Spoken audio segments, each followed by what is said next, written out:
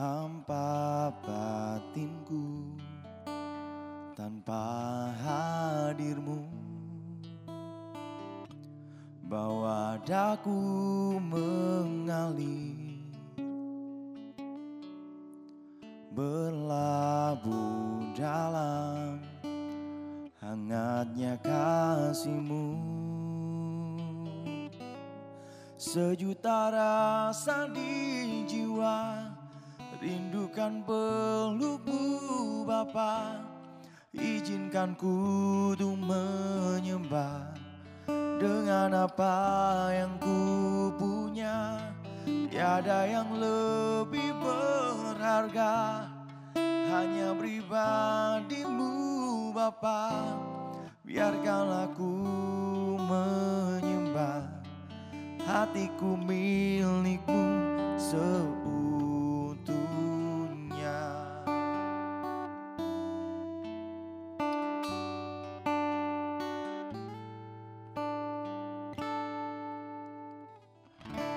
Kau mengenal hatiku, hampa batinku tanpa hadir-Mu. Wajahku mengalir,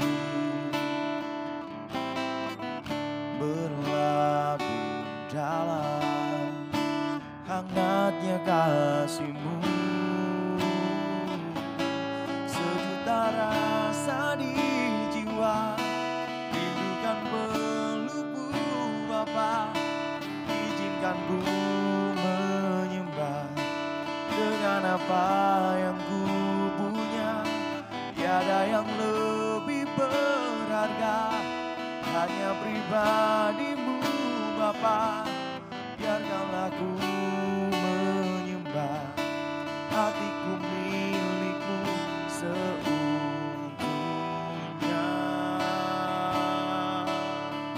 Ku mau menyembah-Mu, mengejar hadir-Mu Yesus.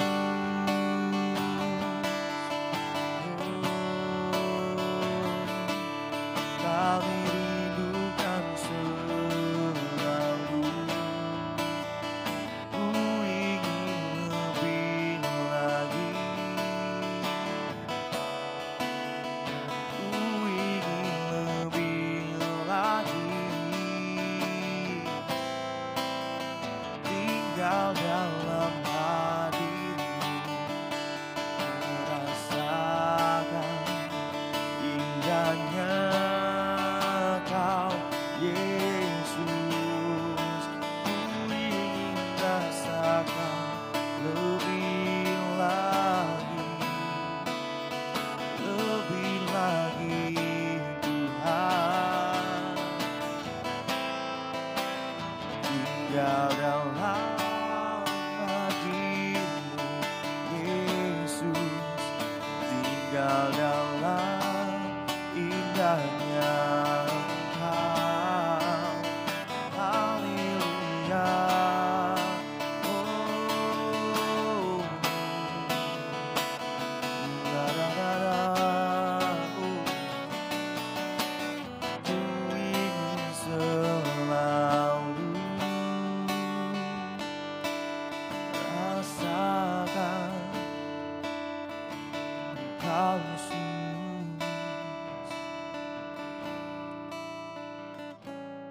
Sejuta rasa di jiwa, rindukan peluk-Mu Bapa. Izinkan ku menyembah dengan apa yang ku punya. Tiada yang lebih berharga, hanya pribadi-Mu Bapa.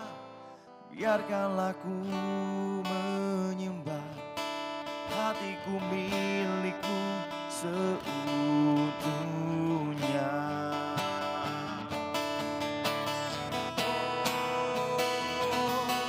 Sejuta rasa di jiwa, rindukan peluk-Mu Bapa. Izinkan ku menyembah dengan apa yang ku punya. Tiada yang lebih berharga, hanya pribadimu Bapa. Biarkan aku menyembah, hatiku milikmu seutuhnya.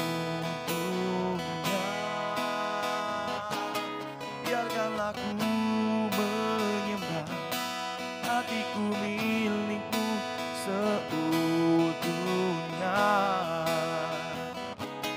Biarkanlah aku menyembah, hatiku milikmu seutuhnya.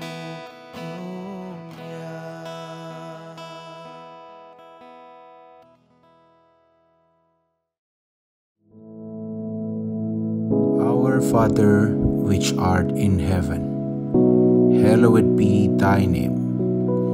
Thy kingdom come, thy will be done in earth as it is in heaven. Give us this day our daily bread, and forgive us our debts, as we forgive our debtors. And lead us not into temptation, but deliver us from evil. For thine is the kingdom, and the power, and the glory, forever. Amen.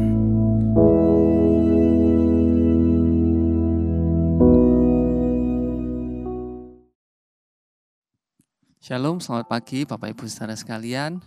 Pada pagi hari ini kita sama-sama merenungkan firman Tuhan. Sesungguhnya banyak hal di dunia ini yang membuat kita itu tidak bisa tenang dalam menjalani hidup kita. Ya, kita pasti menghadapi masalah, tekanan, tuntutan pekerjaan, pengaruh lingkungan dan sebagainya, masih banyak lagi. Nah, dan sampai kapanpun dunia tidak akan bisa memberikan rasa tenang itu kepada kita. Karena rasa tenang itu di dalam diri orang percaya itu seharusnya tidak ditentukan oleh situasi atau keadaan yang terjadi. Tetapi rasa tenang itu merupakan sebuah keputusan atau ketetapan hati kita. Sedahsyat bagaimanapun badai yang menerpa kita harus bisa membuat keputusan untuk tetap tenang. Memang akhir-akhir ini banyak hal yang bisa mengusik ketenangan hati kita. Rasul Petrus menasihati orang percaya untuk bisa menguasai diri dan tetap tenang di dalam segala situasi supaya kita dapat berdoa. Seperti yang dikatakan di 1 Petrus 4 ayat yang ke-7. Kesudahan segala sesuatu sudah dekat. Karena itu, kuasailah dirimu dan jadilah tenang supaya kamu dapat berdoa. Karena kalau kita dalam kondisi yang tidak tenang, kita dalam kondisi panik, cemas, emosi, bahkan kalau kita sampai jengkel, marah, tentunya pasti akan sulit bagi kita untuk kita bisa berdoa. Karena pikiran kita akan kacau, sehingga kita sulit untuk bisa tenang dan bisa berdoa. Mengapa kita harus selalu tenang? Yesaya pasal 30 ayat 15 menjawab seperti ini. Dengan bertobat dan tinggal tenang, kamu akan diselamatkan. Dalam tinggal tenang dan percaya terletak kekuatanmu. Jadi mengapa kita harus tenang? Karena di dalam ketenangan, di dalam percayaan kita, itu terletak kekuatan kita. Kekuatan kita terletak dalam ketenangan kita. Karena itu, dalam menghadapi situasi apapun yang terjadi, kita harus memiliki sikap yang positif. Karena dengan begitu kita bisa lebih tenang. Selalu berpikiran positif itu akan membuat kita lebih tenang. Karena kita tahu bahwa Tuhan turut bekerja dalam segala hal untuk mendatangkan kebaikan. Dan Tuhan pasti menyediakan jalan keluar bagi setiap permasalahan kita. Keluaran 14 ayat 14 mengatakan, Tuhan akan berperang untuk kamu dan kamu akan diam saja. Firman Tuhan ini membantu menguatkan kita untuk menjalani hari-hari kita. Saat kita merasa mungkin kita sudah nggak sanggup menjalaninya, atau kita nggak sanggup mengandalkan kekuatan kita sendiri, atau bahkan kita merasa bahwa jalan kita sudah tertutup semuanya, sudah jalan buntu, benar-benar jalan buntu. Firman ini yang menguatkan kita Tuhan akan berperang ganti kita dan kita akan diam saja. Firman Allah ini memberikan pernyataan kepada kita untuk kita tetap tenang karena kita tahu Tuhan yang berperang ganti kita. Mazmur 46 ayat 11 juga mengatakan, diamlah dan ketahuilah bahwa akulah Allah. Di dalam ayat ini dikatakan ketahuilah bahwa akulah Allah. Ketika kita tinggal tenang, kita akan mengenal Allah sebagai tempat perlindungan dan kekuatan, sebagai penolong kita. Nah, kalau kita lihat dari kisah di Keluaran 14 pada saat bangsa Israel keluar dari tanah Mesir, mungkin bangsa Israel pada saat itu belum mengenal Allah sebagai Allah yang bisa meluputkan mereka. Atau bahkan mereka nggak kenal Allah sepenuhnya. Mereka sudah melihat mujizat-mujizat yang Tuhan lakukan di tanah Mesir dengan 10 tulah, tetapi mereka belum mengenal bahwa Allah itu adalah tempat perlindungan mereka yang bisa melepaskan mereka dari segala kesesakan mereka.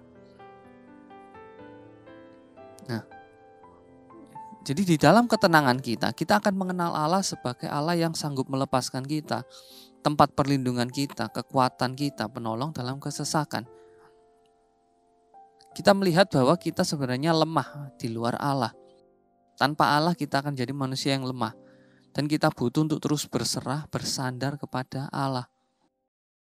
Seperti Paulus mengatakan di dalam 2 Korintus 12 ayat 10, sebab jika aku lemah, maka aku kuat. Nah, di perjanjian baru kita juga bisa belajar tentang pentingnya ketenangan, pentingnya percaya.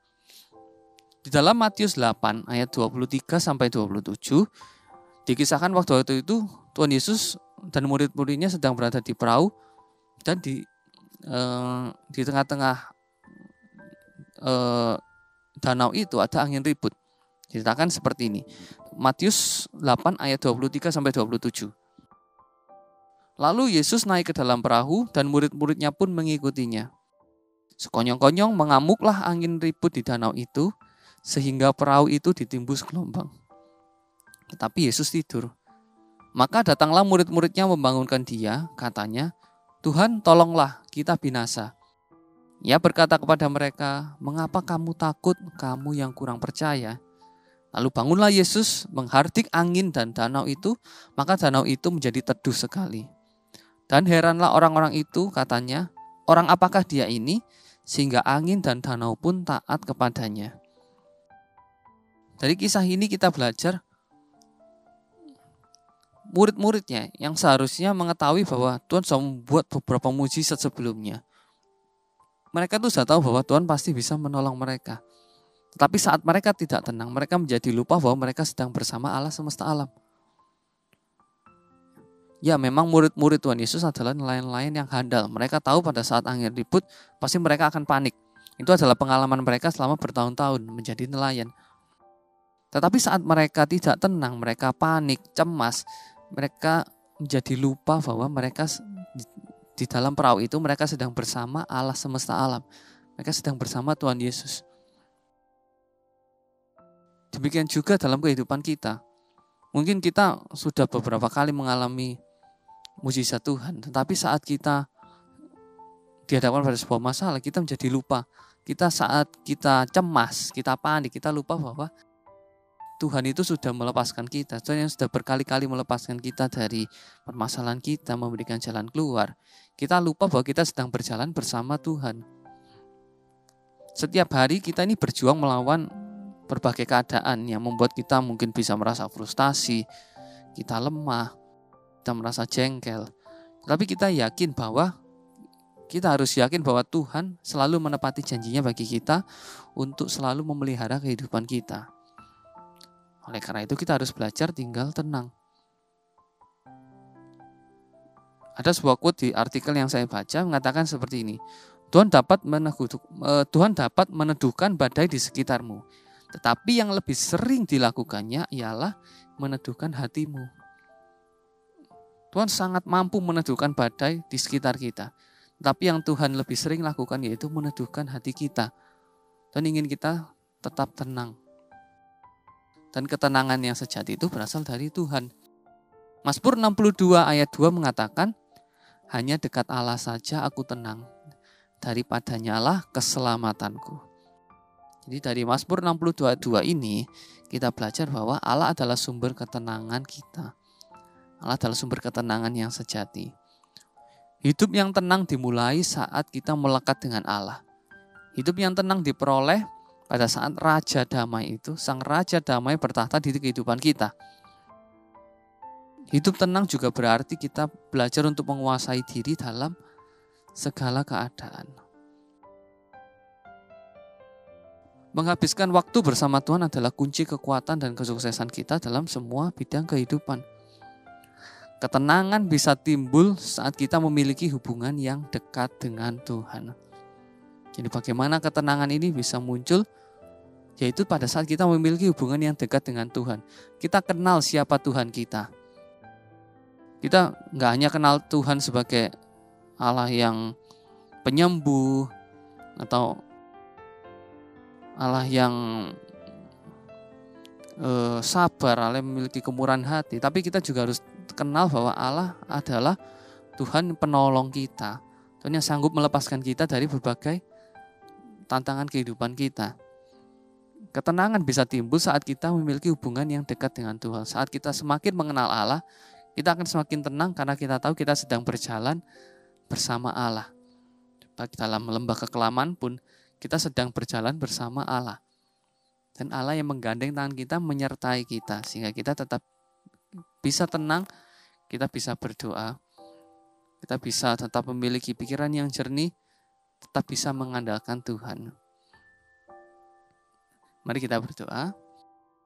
Bapa, terima kasih untuk firman-Mu pada pagi hari ini yang mengingatkan kami untuk kami tetap berserah kepadamu Bapa, untuk kami hanya mengandalkan Engkau. Karena kami tahu Engkau Allah sumber pertolongan kami, Engkau Allah yang menggandeng tangan kami, menjalani hari-hari kami Bapa. Terima kasih, yang bersyukur Engkau Allah memberkati setiap orang yang mengikuti ibadah pagi pada hari ini. Berikan sukacitamu, damai sejahteramu. Engkau menjadikan apapun yang mereka kerjakan semuanya berhasil untuk kemuliaan nama-Mu. Terima kasih Bapa, terima kasih. Yang bersyukur biar kami terus memiliki hubungan yang dekat dengan-Mu Bapa. Kami terus mengenal Engkau, semakin mengenal Engkau lebih dalam lagi. Terima kasih Bapa, terima kasih. Bersyukur punya Allah yang begitu baik Bapa. Di dalam nama Tuhan Yesus kami telah berdoa. Amin. Selamat pagi dan Tuhan Yesus memberkati.